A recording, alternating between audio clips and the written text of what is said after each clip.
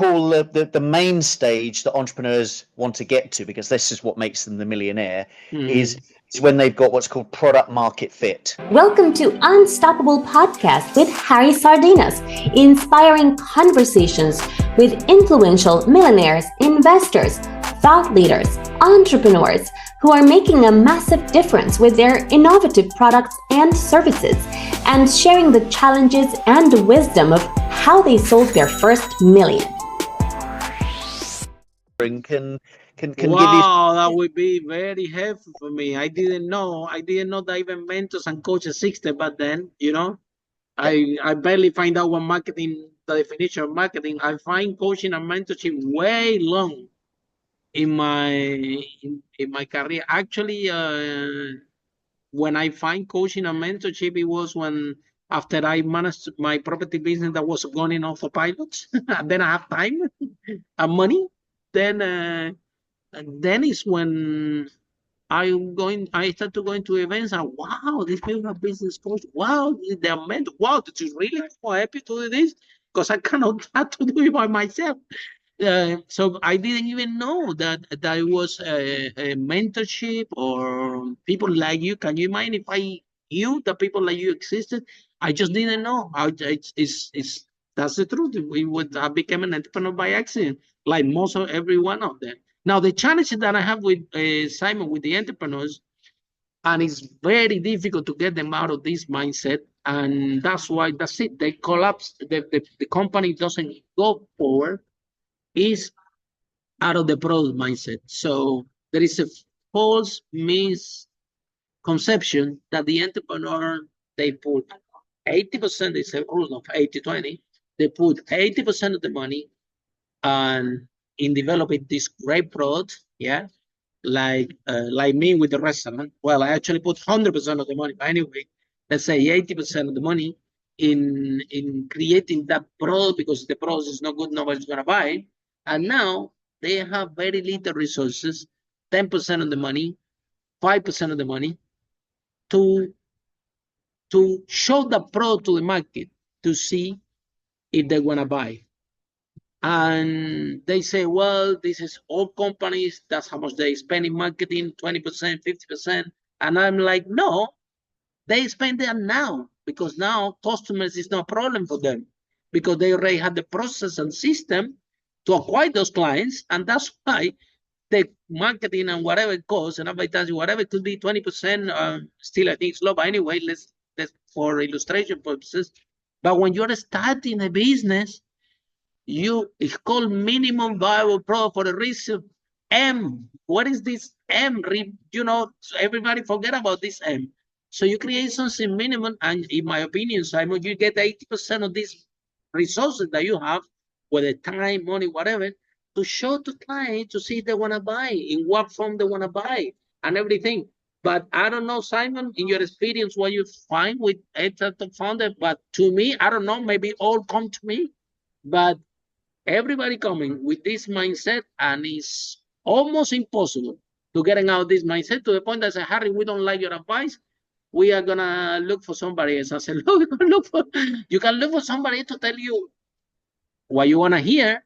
Is not going to work. It doesn't work. So, Simon, if I give you $100, okay, in your experience, you do have more experience than me as a business coach. If I give you $100, as an illustration person, how much of this $100 you will use in product development, creating that prototype, and how much of this $100 you will use it to show it to people to see if they like the product, in what kind of product, and if they're gonna buy, because that costs money. People think that this doesn't cost money. Well, that costs money and costs time in the same way of developing the product. So how you do it, Simon? Okay, so first of all, I wouldn't use any of the money. Wow, I like this one. Without using you will any keep the whole 100%. And I would keep the 100. I would keep all of the money. Very good. Until I know I'm going to be a millionaire. Wow. So this is how you do it. This is how you do it. So it wasn't always this easy. It's actually a lot easier nowadays, because we have some incredible things out there that can help us. There's this thing called AI, and there's this thing called the internet. And these two things are basically free. They don't cost us money. And customers go to places like the internet to look at things and to buy things and to tell you what they like and what they don't like. To tell you what. So they're all there. Now you don't have to spend any money now to find out if you've got a business idea people want. So no money, first of all. Before you build anything, don't build anything, right? So what you do is you say, I've got this idea. So let's say I want to open up a bike shop instead of a restaurant in my local main street, high street, wherever I'm based. And I'm thinking, well, that's going to cost a lot of money. You know, I've got to get the premises and I've got to get stock and I've got to go. No, don't spend. Well, you couldn't spend 100 to do that anyway. But you can spend 0 and find out if this bike shop's a good idea. So what you would do is you would, well, like any shop or store, location's quite important for customers, because now you have to think about customers. Who are your customers? So who is it serving? What problem is it solving?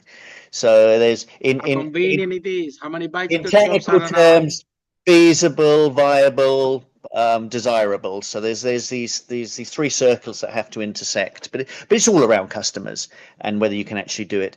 So now I can go, well, actually I want to open up the shop in somewhere in North London. So I can do a little bit of research. It's not costing me any money. I can ask my AI about all the shops, the stores that are available there.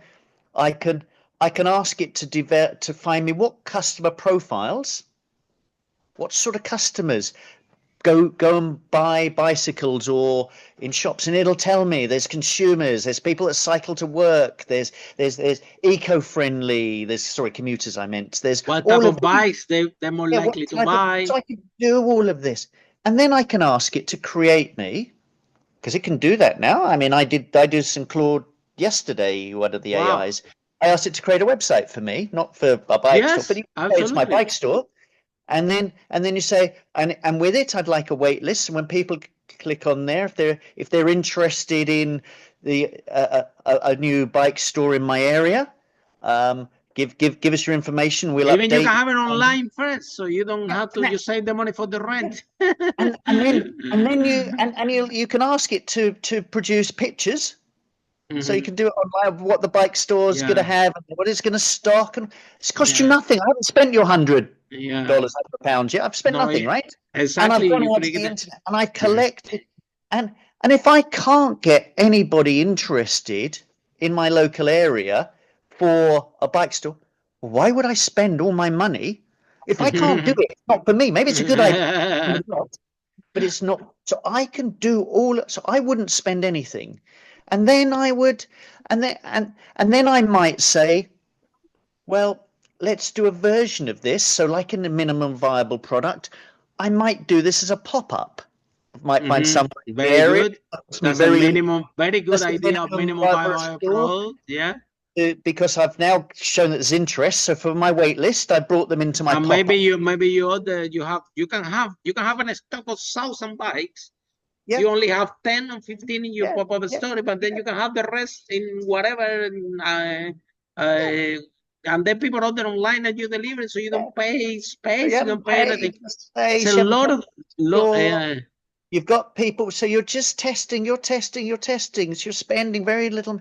And before you launch, exactly like you say. And then if you find this is what you want to pay for, then you go out and then you start spending your money. You go from testing, so you go from validating your idea through to your minimum viable product, through to what we call the main stage that entrepreneurs want to get to, because this is what makes them the millionaire, is when they've got what's called product market fit. A market wants exactly what With you're the product, selling, and then you sell the then- million, which then is you will then- sell your million, like what this whole podcast is about. Follow us for more interviews with world's most influential, audacious entrepreneurs that overcame challenges and adversity, providing you with the blueprint of how they sold their first million so you can grow your business exponentially.